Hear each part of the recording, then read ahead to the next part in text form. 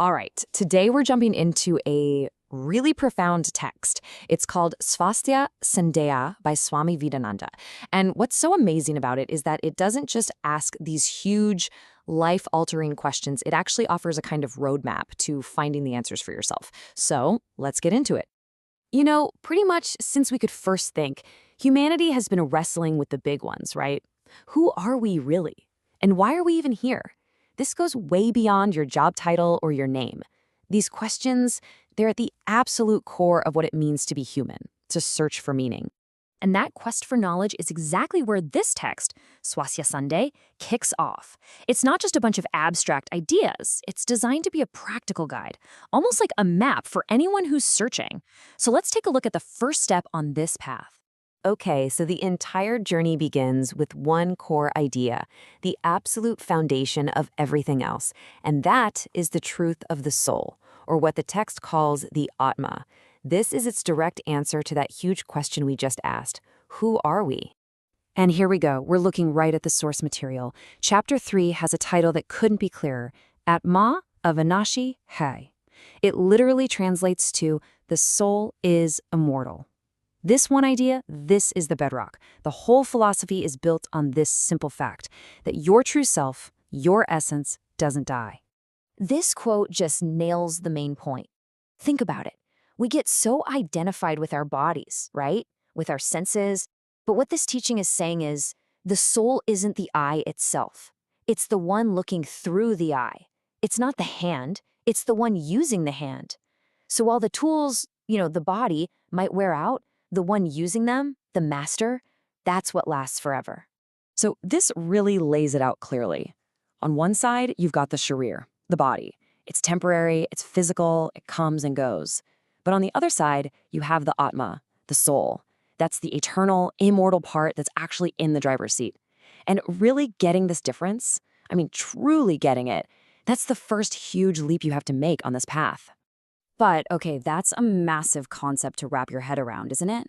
How do you go from just hearing that to actually feeling it?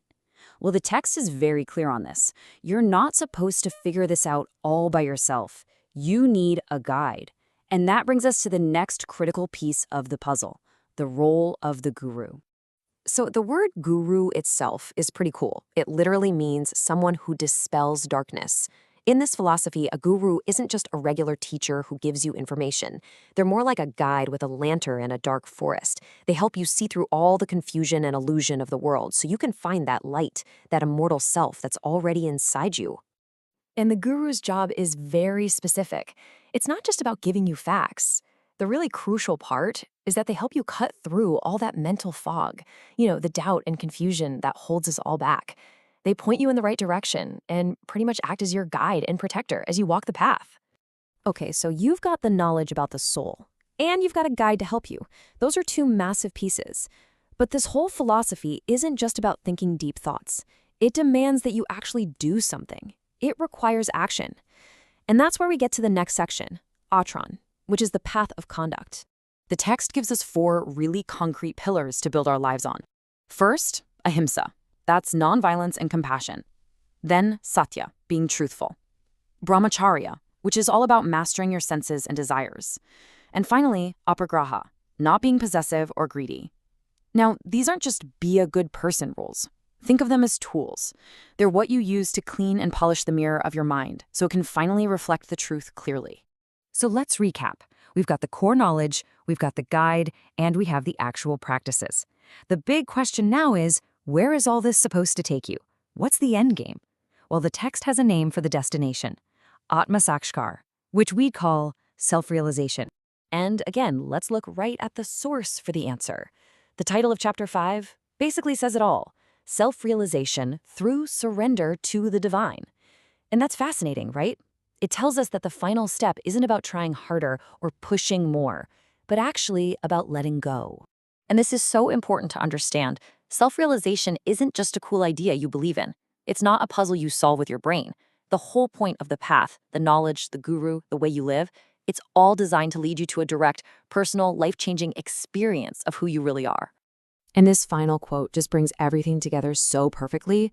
The path of conduct, all those practices, that's what washes the mind clean.